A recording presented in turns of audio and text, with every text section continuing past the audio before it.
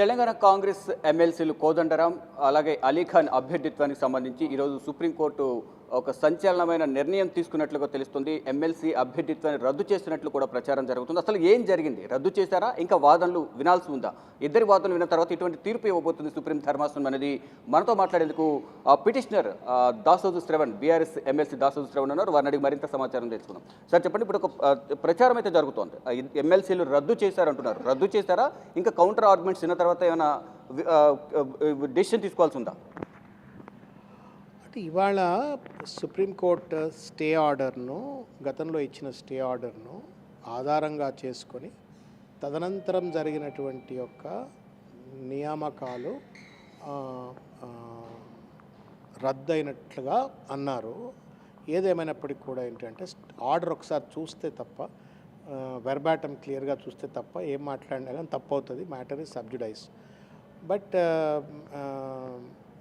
నాకు అనిపించిన స్థూలంగా అక్కడ జరిపినటువంటి ఒక ఆర్గ్యుమెంట్స్ బట్టి కోర్టు వారు అనాయిడ్ దట్ స్టే ఆర్డర్ను పట్టుకొని అట్లా అపాయింట్ అవుతారు అన్నటువంటి ఒక ఆశ్చర్యాన్ని కోర్టు వ్యక్తీకరించినట్టుగా అనిపించింది.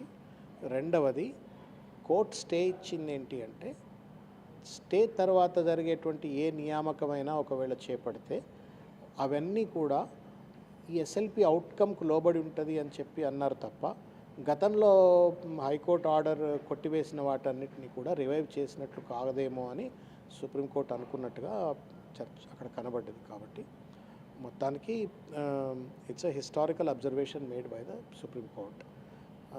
కాబట్టి వాళ్ళు అమీర్ అలీ ఖాన్ గారు, తర్వాత కోదండరాం గారి యొక్క నియామకాలు నాకు తెలిసి I assume that they are nullified అని నేను అనుకుంటున్నాను, till at least supreme court final judgement ఇచ్చేంతవరకు.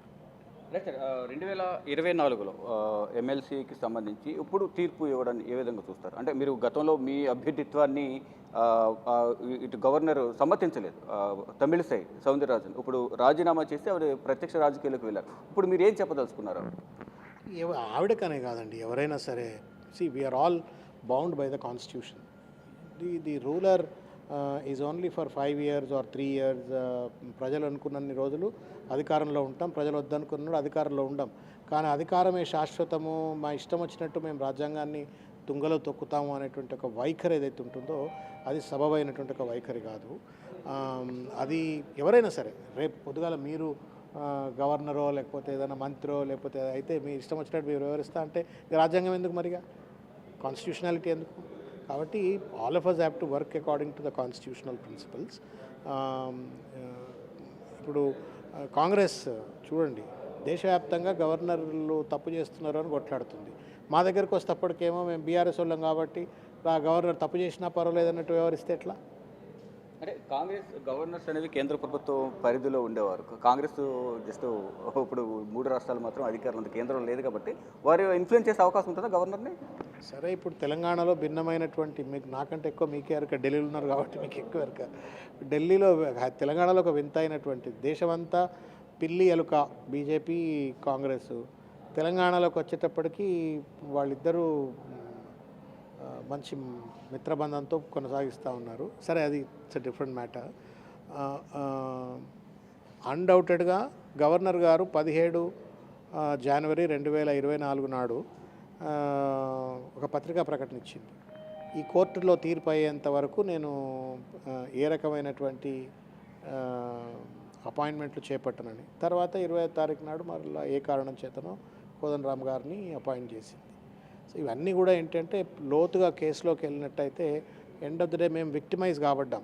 ఒక బలహీన వర్గాలకు చెందినటువంటి మమ్మల్ని కేసీఆర్ గారు నామినేట్ చేసి పంపిస్తే మాతో కుర్చీలలో కూర్చున్న పెద్దోళ్ళు ఆడిన ఆట మేము కాబట్టి ఏదో కొంచెం గుండె ధైర్యం ఎక్కువ కాబట్టి కొట్లాడేటోళ్ళం కాబట్టి నిలబడ్డం. కానీ మామూలు ఇంకెవరన్నా బక్కపలచడం అయితే ఊరి పెట్టుకొని సచ్చన్నా పోవు, లేకపోతే ఇక వదిలే నా వల్ల కాదు, నాది కాదు అని చెప్పి వదిలిపెట్టన్నా పోయి ఉండాలి. కాబట్టి ఇది మొత్తానికి ఒక దుర్మార్గమైనటువంటి రాజకీయాల కోసం రాజ్యాంగాన్ని ఎవరు తుంగలో దొక్కినా తప్పే. కోర్టు తీర్పులు ఇవాళ వచ్చిందైనా లేకపోతే భవిష్యత్తులో వస్తుందనేది అయితే విశ్వాసంతో ఉన్నామో అదైనా రాజ్యాంగాన్ని కాపాడేదిగా ఉండాలి. మనం అందరం పర్మనెంట్ కాదు. నేను ఒక ఎమ్మెల్సీ అయితే ఎన్నేళ్ళు ఉంటాయి, 5 ఏళ్ళు ఉంటాయి, 6 ఏళ్ళు ఉంటాయి, తర్వాత ఇంకో రావాల్సిందే కదా. ముఖ్యమంత్రి రేవంత్ రెడ్డి ఎన్నేళ్ళు ఉంటాడు, ఇంకా 3 ఏళ్ళు ఉంటాడు. తర్వాత ఇంకెవరు రావాల్సిందే కదా.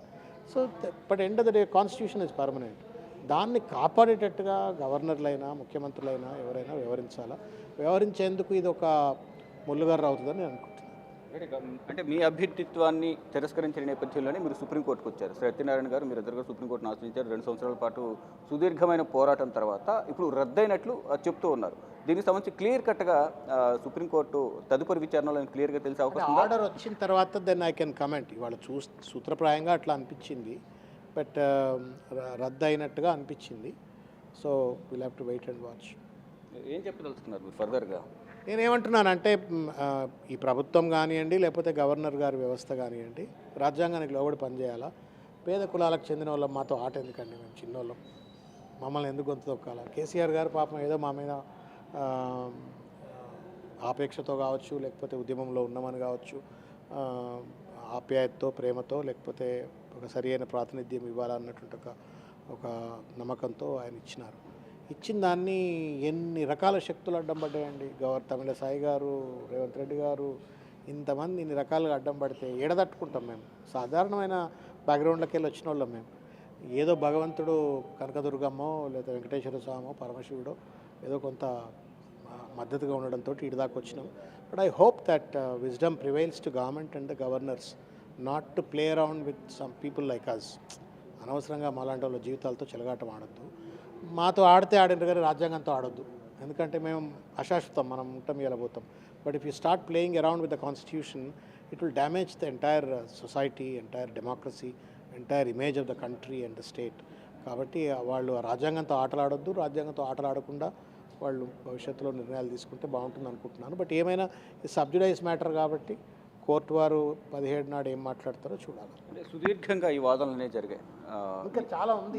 సుదీర్ఘంగా వాదనలు జరిగాయి. ఈ రోజు కూడా సుదీర్ఘంగా జరిగాయి. ఈ వాదన సందర్భంగా ఎటువంటి విషయాలు ప్రస్తావించారు? ఇప్పుడు I can't talk all that I can say is September 17 నాడు ఇంకా సుదీర్ఘమైన వాదనలు ఉన్నాయి.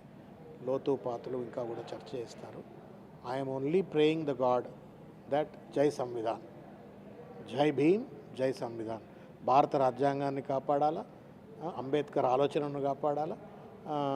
ఎవరిష్టం వచ్చినట్టు వాళ్ళు రాజ్యాంగాన్ని తుంగలో తొక్కకుండా పెద్ద కుర్చీలో కూర్చున్న వాళ్ళు వ్యవహరించాలని కోరుకుంటున్నాను. మీరు చేసిన ఫైట్కి సానుకూలంగా విచారణ జరిగింది, రద్దయింది అనేది మీరు భావిస్తున్నారు. దీనికి సంబంధించి క్లియర్ కట్గా రావాల్సిందే. ఇక ఇద్దరిలో పిటిషనర్లో ఒకరు ఆల్రెడీ ఎమ్మెల్సీకి ఎన్నికయ్యారు, సత్యనారాయణ గారు ఉన్నారు. అంటే కేసీఆర్ గారితో మీరు ఎమ్మెల్సీ అయ్యారు. అంటే ఫర్దర్గా ఏం జరగబోతుంది అంటారు ఒకవేళ తీర్పు వస్తే?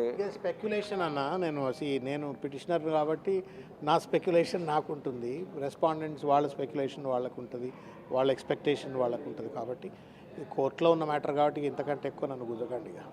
Thank you. రైట్. మొత్తం చూసుకుంటే ఇటు గతంలో గవర్నర్ ఇటు అలీఖాన్ అలాగే కోదండరామును అక్రమంగా నియమించారు ఎమ్మెల్సీలుగా అనేది ప్రధానంగా సుప్రీంకోర్టును ఆశ్రయించిన నేపథ్యంలో ఈరోజు వారి ఎమ్మెల్సీలు రద్దు చేసినట్లయితే చెప్తూ ఉన్నారు. దానికి సంబంధించి క్లియర్గా దీనికి సంబంధించి ఆర్డర్ రావాల్సి ఉంది. మరోవైపు 17వ తేదీన ఇంకా కౌంటర్ ఆర్గ్యుమెంట్స్ కూడా ఉంటాయి కాబట్టి క్లియర్ కట్గా త్వరలోనే తెలిసే అవకాశం ఉంది. నాకు వరకు మాత్రం ఇది మాకు అనుకూలంగా వచ్చింది, రద్దయింది అనేది మేము భావిస్తున్నామంటూ కూడా చెప్తున్నారు. ఏ ఒక్కరు కూడా చట్టాన్ని దుర్వినియోగం చేయకూడదు అనేది నా ఉద్దేశం. ఈ నేపథ్యంలోనే మేము అక్రమంగా జరిగిన ఎమ్మెల్సీలకు సంబంధించి సుప్రీంకోర్టును ఆశ్రయించాం. సుప్రీంకోర్టు కూడా సానుకూలంగా స్పందించింది అనేది కూడా దాసోజు శ్రవణ్ చెప్తూ ఉన్నారు. కెమెరామెన్ కన్నయ్య కుమార్తో శివ బిగ్ టీవీ, న్యూఢిల్లీ.